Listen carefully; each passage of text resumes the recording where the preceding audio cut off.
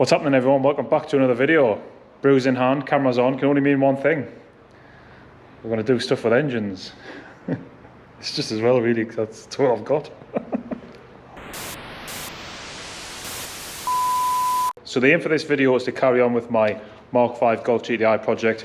You've seen on the last video I fitted the turbo. This one I'm going to fit the inlet manifold, and with that comes a lot of stuff that needs to be done. Things like carbon cleaning, runner flap delete, RS4 return valve, high pressure fuel pump, cam follower, 5mm mod, tuner bar rail sensor, 3-bar map sensor, boost pipe. Basically get it all back together with all the upgrades in place so that I can put the front end back on the car, because that'll be the next project. Then intercooler, blah blah. Anyway, carbon cleaner first. A little reminder for you folks, just to show how minging it is in there. Ugh.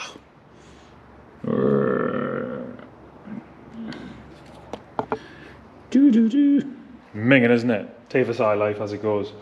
There's two main reasons why that carbon buildup happens. First of all, these engines are on a really strict PCV system, so all of that oily crankcase gases, they get sucked into the intake, and it ends up coating the pipes and then obviously the back of the valves. That gas has to be burnt off by the engine, it can't be released to atmosphere. Then on top of that, these engines are direct injection, so the injectors actually exist in the head firing straight into the cylinder here, which means that unlike a port injection engine like an 18T, there's not a constant spray of fuel on the back of the valves, which means that, you know, that oily, vapoury, carbony, gassy shite doesn't get cleaned off. It stays there and it builds up and it builds up and it builds up. And it's not the end of the world for a normal car. You know, the valves are going to be minging, but as soon as you start pushing for performance, then, you know, if you've got that oily sludge build up on the back of the valves and the valve only opens maybe 5-6 mil at a max, you might have like 1 or 2 mil of sludge, then of course that's going to restrict airflow. Engine is just an air pump at the end of the day, so if you restrict it on the back of the valves, then you're going to lose performance. If it gets really bad, misfires, blah blah blah blah. So it pays well if you're going to do any tuning that you clean that off. I'm going to walnut blast these, and that's what basically everyone that does this to a decent standard does it. It's basically like a big industrial hoover with an air compressor line and a big vat of walnut shells, crushed walnut shells. The reason you use walnut shells is because when you blast them, it doesn't create any damage to the material, so, you know, the aluminium head or anything doesn't get damaged. But on top of that, the walnut shells are actually completely combustible, so if you do end up with any in your engine, they just burn off. You don't want to fill your engine up, obviously, but, you know, a few little bits of walnut shell is absolutely nothing. So let's get all these blasted off.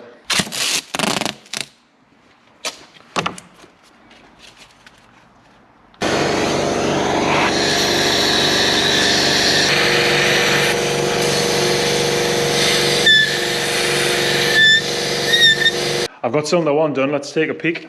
So that's cylinder 4, obviously there's a few walnut shells in there. Minging. Cylinder 1, nice and shiny. Oh, for fuck's sake, I've just dropped some.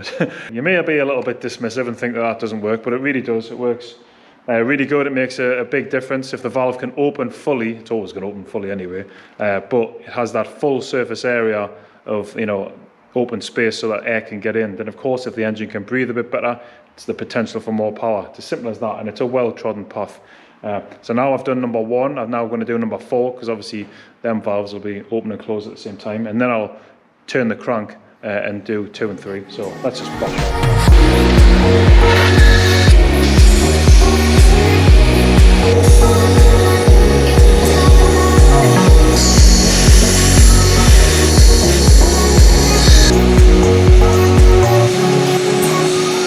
With number 4 now open, you can see about 6-7 mil there, maximum opening. It's nice and clean. And then if you look down there, you can see just how bad that really can block it up. Look at all that thick carbon.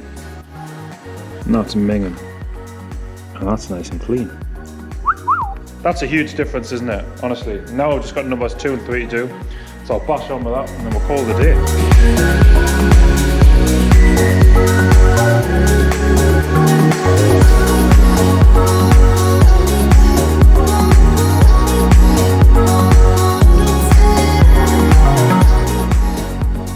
Right, that's a carbon cleaning done, so the ports are looking immaculate, or, you know, as close as they need to be for me anyway.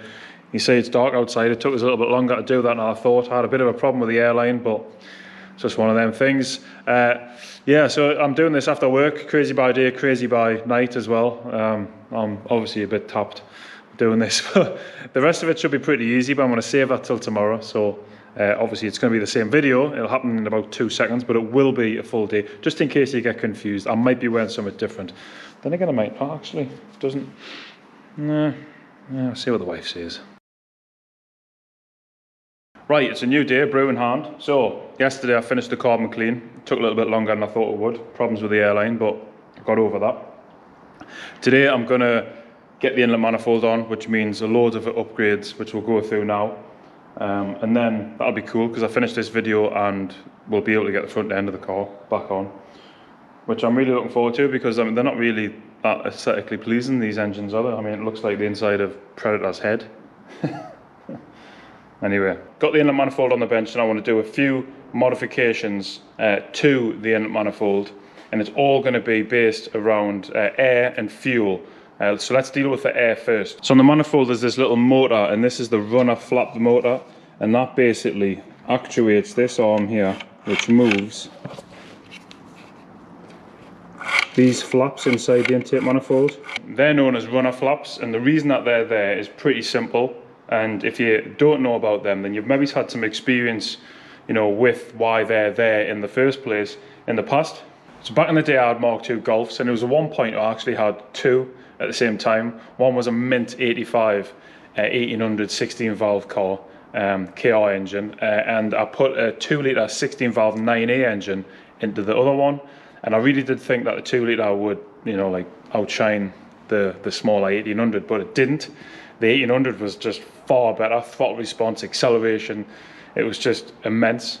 And because the 2 litre wasn't that great, it actually pushed us on to putting a 20 valve in it, so I then put an 18T in that car, and then obviously that was better. But why was the early car better than the later one, even though it had a smaller engine?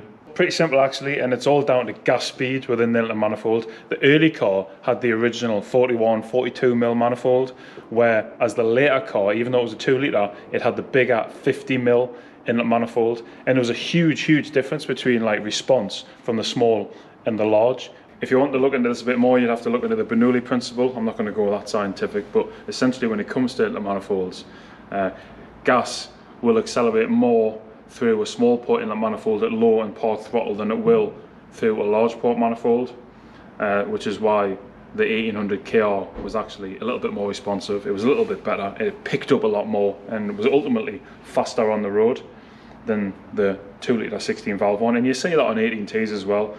Torque onset is faster on a small port manifold and head than it is on a large port.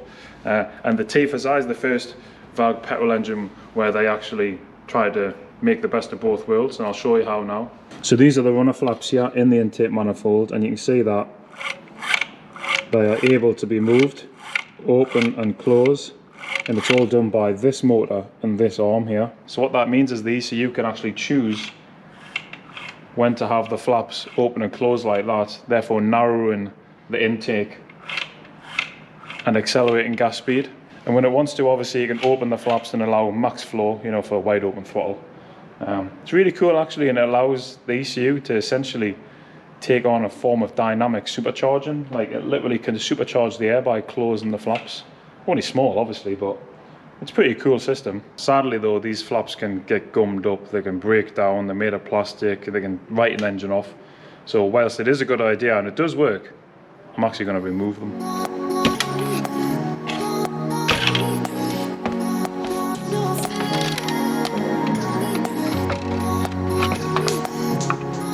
Removing the runner flaps leaves some holes in the manifold, so we need to plug them up with a runner flap delete kit.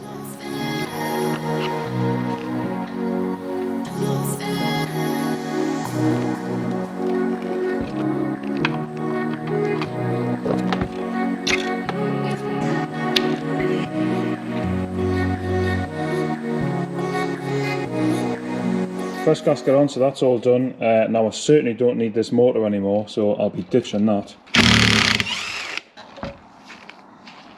Right, now let's look at fueling. So I think we'll start with the high pressure fuel pump. This is the high pressure fuel pump of the car. Now let's just familiarise yourself. We've got the low pressure input, the low pressure sensor, the actuator which the ECU controls, and then also the high pressure output on the bottom here. Let's start with the low pressure input. This is the low pressure input, and you'll see that it's got a tiny little hole on the front but a big hole on the back. Now that's 5mm. A really common mod to do on these is to drill out that little input hole so that it matches the 5mm on the back. Just like that. So that's the original one there. You can see it's got a tiny hole, and that's it, drilled out. Now obviously that hole has a purpose. It's probably just to dampen out pulsations coming from the low pressure pump at the back, but it actually does cause a restriction. If you think about a pump at the back, it's creating flow, it's not creating pressure. It's little holes like that which will cause a restriction, and therefore that causes the pressure. Now what we want is max flow, so if we open that up and we allow it to flow as much as we can, then the pump will be able to flow more for less pressure, which means that when it actually has to work to meet its requested pressure, we'll actually be getting a lot more flow. So more flow is what we want. So I've drilled that out to 5mm, and now I can fit that back on the pump. Be careful you don't lose that washer as well, you need that.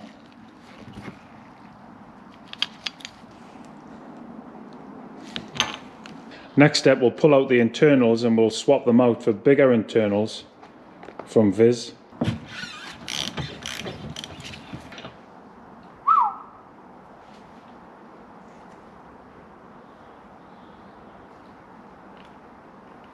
Wait there.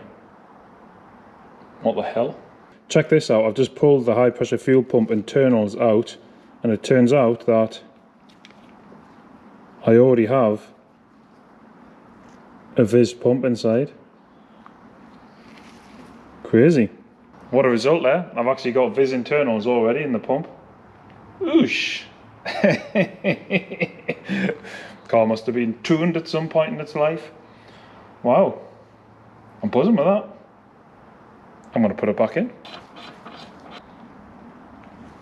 Last few little jobs to do on the manifold, so let's familiarise yourself. First of all, you've got the high pressure feed that comes in, feeds the fuel rail. Your 4 injectors go here. This is the high pressure rail sensor. On a Mk5 GTI, that's a 5V 0 to 140 bar sensor. An upgrade for this would be to fit the 200 bar rail sensor off an Audi S3 TT KO4 cars. So I'm going to do that. The reason I'm going to do that is because I'm probably just going to be running about 130-ish bar of fuel pressure, and it's nice to be able to read the fuel pressure but also potentially fault pressure as well. You know, if the fuel rail pressure actually spiked up to 160 bar, then, well, I wouldn't be able to see it on this pressure sensor because it only goes to 140. So I want to put the 200 bar sensor in, and then I'll be able to see fault pressure as well. They look exactly the same, but this one is the 200 bar sensor.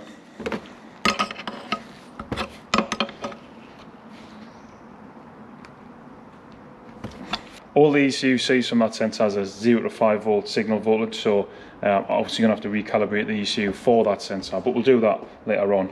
Last little bit on the fuel system is this. This is the fuel pressure release valve, and this is what maintains the fuel rail pressure, but then also releases it when it needs to. And when it does release it, it releases it back to the low pressure side. The Mk5 pressure release valve only holds about 128 bar, something like that.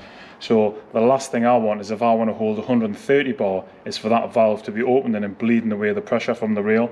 So I need a valve that has a higher holding pressure, and it just so happens that everyone knows about the RS4 pressure release valve mod, and basically I just fit the pressure release valve from the RS4, which holds 136 bar, which will be perfect for the 130 bar that I'm going to be requesting.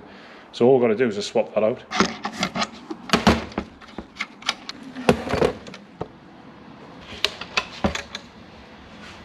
On the bench, these are practically identical, apart from the fact that the smaller valve has a 757C part number, whereas the RS4 is just 757. Straight fit.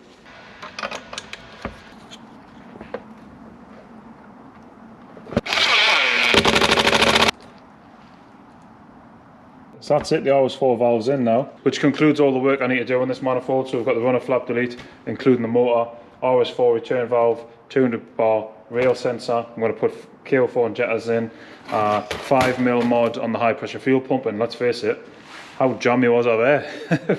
There's already a viz in there. Hopefully it's a good one, it's not some, you know, knocked off copy or anything. We do use quite a lot of these. Be nice to not have to use one on my own. I can't believe how lucky I was there, like. Mental.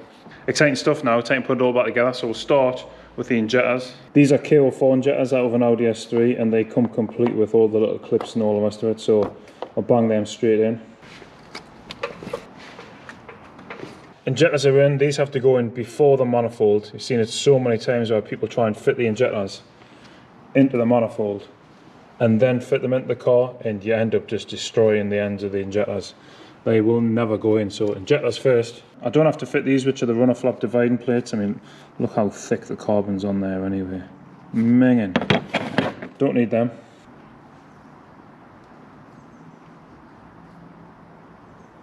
Last thing before the manifold, I get the PCV pipe in place. So a few people have asked us to point out some bits to them.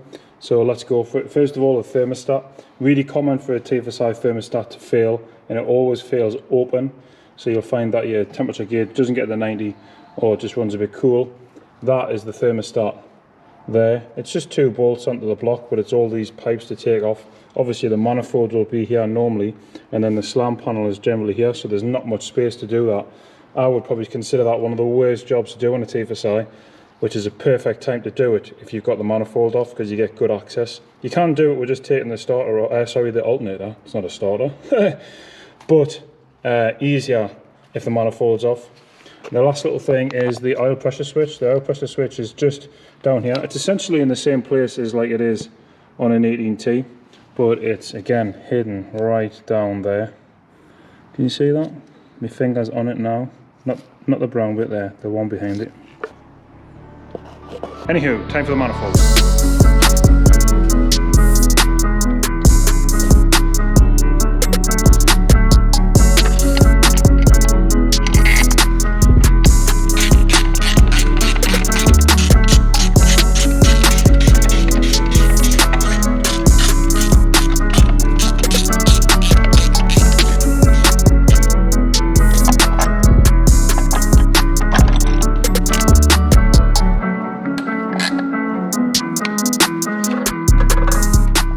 You can see my cam follower's just starting to show some signs of wear there, so I'm going to fit a brand new one.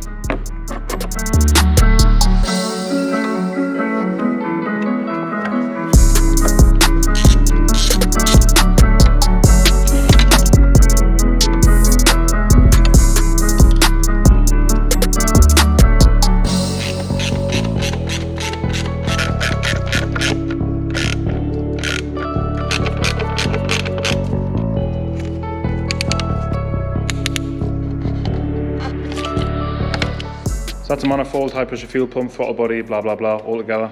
Chuffed about that. There's one little job to do before the front end goes on, and that is I need to fit this boost pipe. But the boost pipe, I'll get it, is this little bad boy here, and this is where the map sensor is built into it.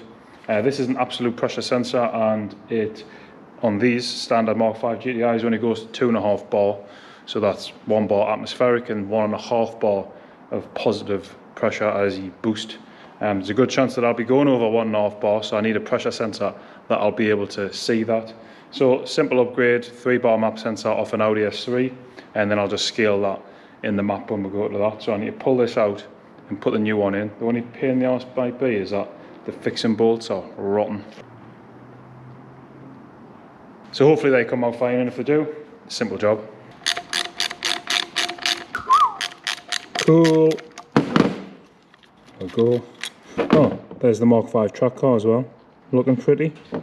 There's the old map sensor, there's the new one. I'd always recommend you use genuine Bosch sensors. Honestly, don't get anything other than Bosch, you'll regret it.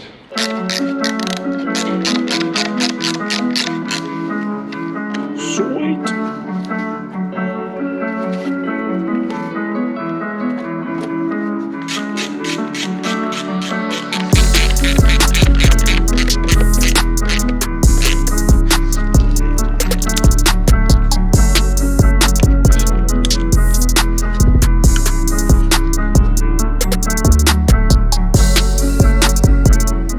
Right, I think we'll call that a day. So the manifold's back on with all them modifications that I needed, and boost pipes back on. So now the front end can go on. So the next video, we'll get the front end back on, and we'll get the front mounting cooler fitted and all the rest of it. So yeah, pretty darn cool. See you on the next one.